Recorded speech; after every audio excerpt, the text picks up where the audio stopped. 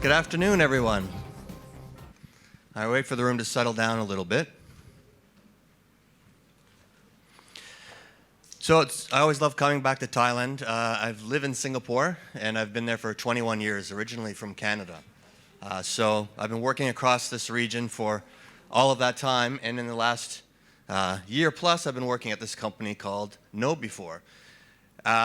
Who here knows about KnowBe4 Anyone? Got one hand? Yeah?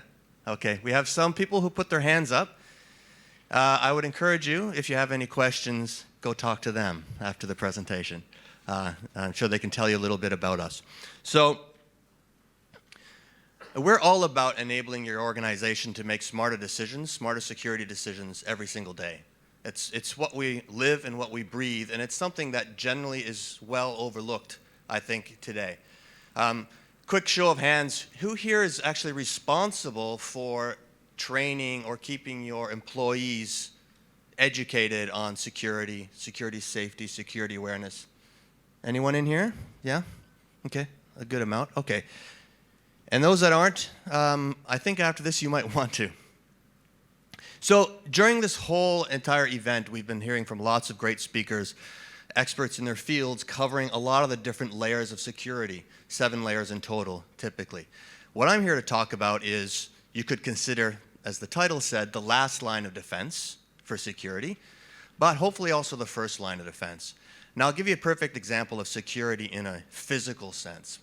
How many people, and probably everyone here, but I'll ask, how many people here are kind enough to hold a door open for somebody when you're walking into a building and you hold the door open for them? Even if they're in your like maybe they're coming into your building, you think they work there, but you keep the door open. We all do it. It's called tailgating. And it's a classic way for someone who's not supposed to be somewhere to get into a building. Well, the same holds true now in the cyber world. We have the ability to make mistakes and let people into our organization, into our infrastructure, just because we're trying to be nice. So I'm going to be talking about that one layer, which is all about educating our people. A little bit about why am I here to talk about that, because my title did say VP of Sales. So here's a sales guy up here. Although once in the day I was fairly technical, I'm here to represent a company that's best in its field in cybersecurity awareness. So a couple of slides just about credentials. Whether you look at Forrester, whether you look at Gartner, other reviews, in this space we're consistently ranked right up at the top. And one of the things I want to share about, like the data points I'm going to share, a lot of this comes from the huge amount of data that we have. So we collect data from all of our customers, we aggregate it, we keep it private, but we have 65,000 customers around the world and growing. I think we added another 10,000 just in the last 12 months. And within those customers, add up all the users, there's about 15 million users that use the platform. So we get some really interesting information from that. Now across the world, we have 32, I think, different languages that we do training in. And what I'll show you today is a little bit about what we do in Thailand. Now, what's the goal, really, of security awareness training? Stupid question, right? But not really. I bet you there are people in this room that have one of 2 different goals. One is because the bosses said, we need to train our people. And so once a year, you get everyone into a room, you give them some pizza, some Coca-Cola, and you say, okay, guys, you're about to get trained, and then you can check off and say that it's done. It's surprising how many companies in the world look at security awareness training in that way.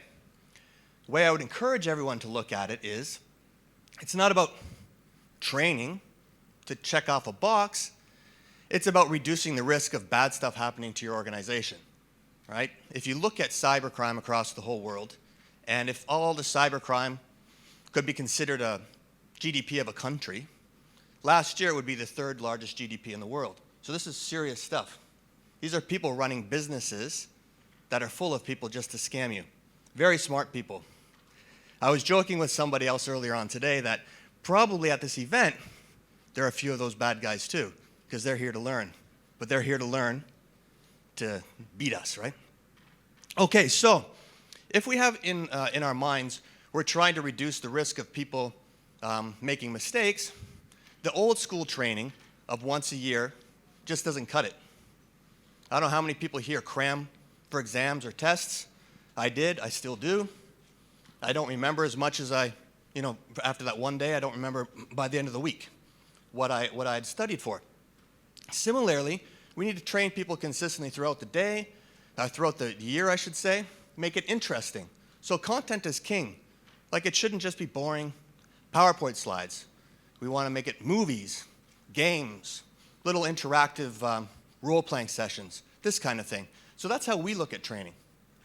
So one of the interesting statistics is that for all the different layers of security I was talking about earlier, even if you're doing everything really, really right, you're still going to get about 10% to 13% of malicious emails coming through, or other ways that people get to your users, USB, like thumb drives, QR codes that are fake.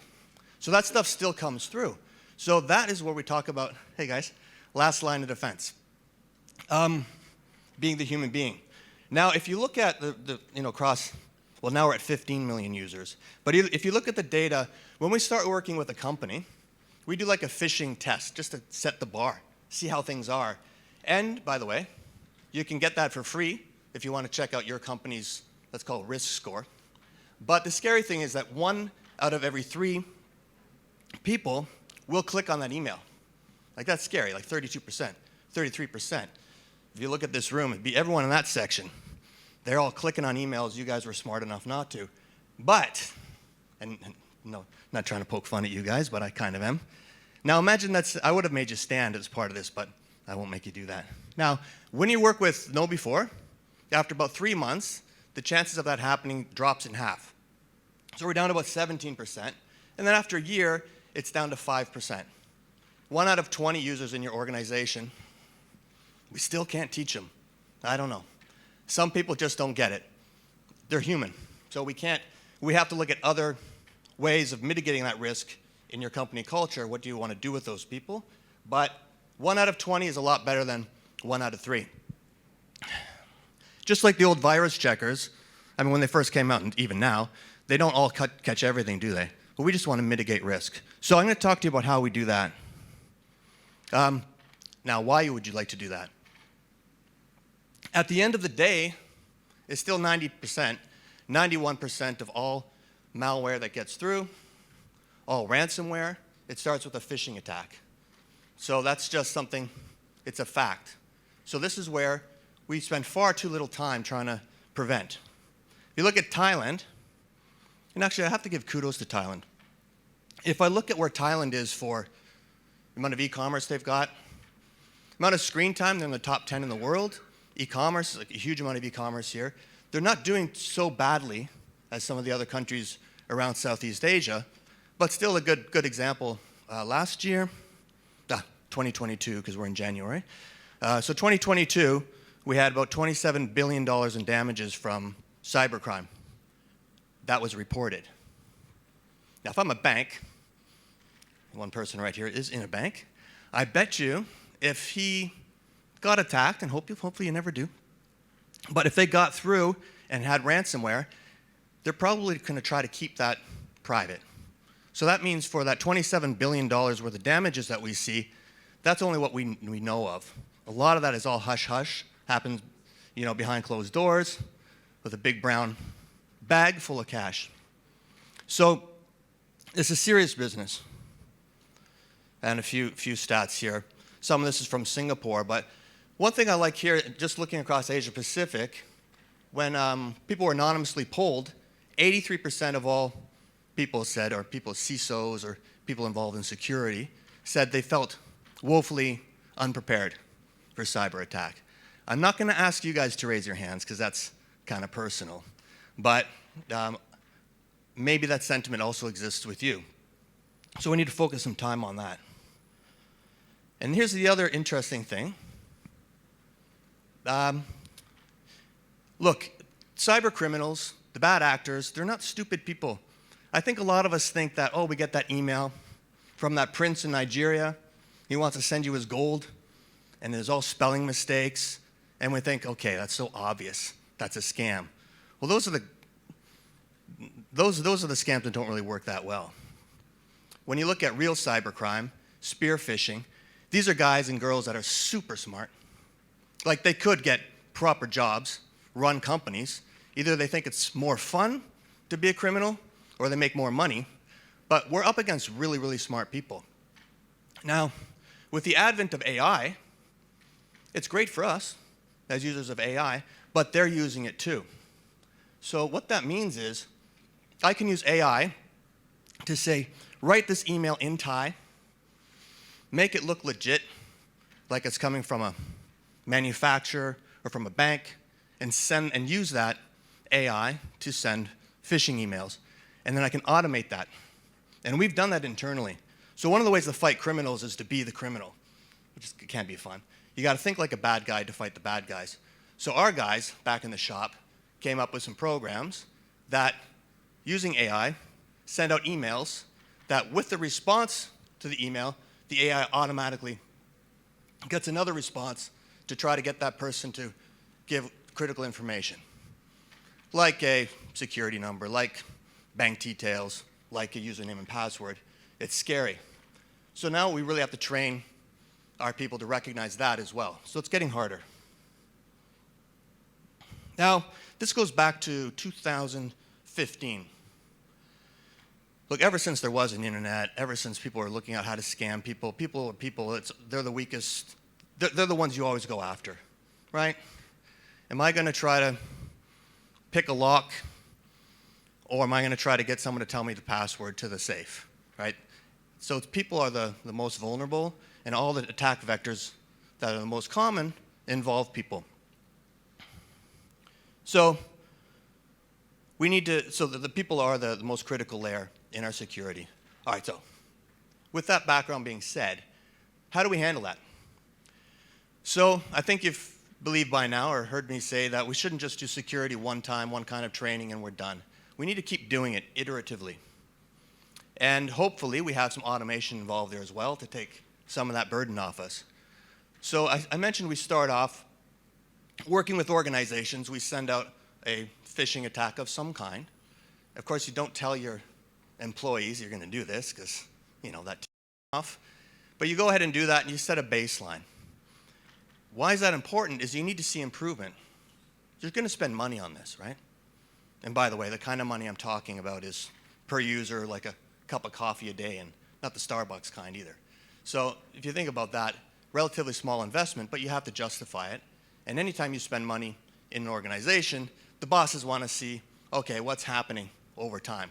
So we take that as a baseline, and we're able to also compare that baseline with all the other companies that are at KnowBe4 that are within your industry. So you know how you're doing versus the others. And again, our management likes to see that information. And what we found is, I mentioned earlier, it should drop, on average, it goes from about 33% down to 5% in terms of people clicking on phishing emails. And phishing emails, that's our testing. So when you're doing training, you train people, you test them. You train them again, you test them. You analyze, you look at the reports. You can automate a lot of that analysis. For example, kind of embarrassing to say considering my job, but I've clicked on 3 of these emails already, phishing emails, in my last 12 months. So I've fallen for it. Very frustrating. Now, what happens at the background is not someone saying, oh, David did this. Let's come up with some program for him to teach him, like a lot of manual work. The AI says, David fell victim to CEO fraud because he fell for this thing coming from his bosses. Let's automatically tell him what he did wrong. Like literally, right when I clicked, a message came up. And then I got enrolled in some remedial training. So we do that right away to take the burden off of the people, the administrators, but also it's immediate education. I right away, and I can remember, I hadn't had a coffee yet when I clicked on it. Clicked on the email, it right away came up with a big orange warning, hey, you did something wrong. And it pointed out all the social engineering indicators of what I should have noticed. This is not your manager's email address. There was urgency in the subject line. It didn't say, Dear David, it said, Dear user. There were things like that that I should have picked up on, but in my lack of caffeinated state, I went ahead and clicked on that, but I haven't clicked on one of those since. So when we look at training, I mentioned new school training. So we've got thousands of different kinds of modules in 32 different languages. Now, these range from, like the CEO fraud one. We do a lot within compliance. So, for example, if you need to have PDPA rules, if you need to have even things like workplace safety, sexual harassment, policies like that are all included. And some of them are full movies that you go through season 1, season 2, season 3, season 4, pretty fun stuff. But you come out with, based on the initial test with your users and what they fell for, we come up with a training plan automatically that you can accept. Or you can come up with your own campaigns and do that yourself. So that's on the training side. The phishing gets pretty interesting, and personally I think fun. Remember I said you have to be like a criminal before you can fight the criminals? So this is where you get to have a little fun and create your own phishing emails, or use one of our 23,000 different phishing emails that cover everything from the classic ones are your Facebook account was hacked. There are things like healthcare. Back in the COVID times, it was like, oh, fill out this COVID form. But we're very topical. Across our customer base, if a customer chooses to allow us to see the kind of phishing emails they report, we look at that across the world and by country, and we come up with phishing emails that are real time, like they're what's happening in the day, in that week. In fact, we do have a process where we can automate if a phishing email is reported in your organization, automatically they can all be quarantined so no one else, like it just takes one person to be a hero. That's part of security awareness, like culture. One person can report that and save the entire organization. But also you can take that phishing email and have it automatically defanged, like take the malware out of it and send it back out into the workplace as a test. So you're teaching people, the people were already had that, if the one person reported it and the email was taken off of everyone's desk, well, they've not seen it, have they? But when we make it safe, we can put it back there so they can all go ahead and maybe click or not click and see if they can learn from that experience as well. So here I've got a bunch of examples of Thai, we've got 400 and something odd Thai phishing emails, and all different kinds of difficulty levels. So you don't necessarily, our goal is not, when we use our AI, really our goal is not to try to trick someone. Our goal is to train someone.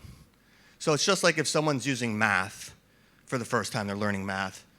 You know, you start off with the addition, subtraction, multiplication, division. Slowly you move on to other topics all the way up through to calculus. Well, we want to do that as well with our users.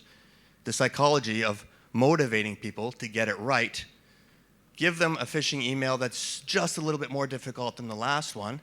Again, AI-driven is the best way to teach people to get better and to be more effective and to mitigate that risk.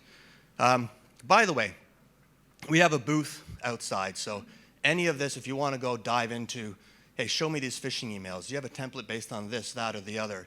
Do you have, what kind of training do you have? Our guys at the booth can show you all of that, and some of them are right behind you. Just raise your hand. If they have a shirt like this, 1-4. Booth run forward. Oh, 1-4 again. Just same as KL.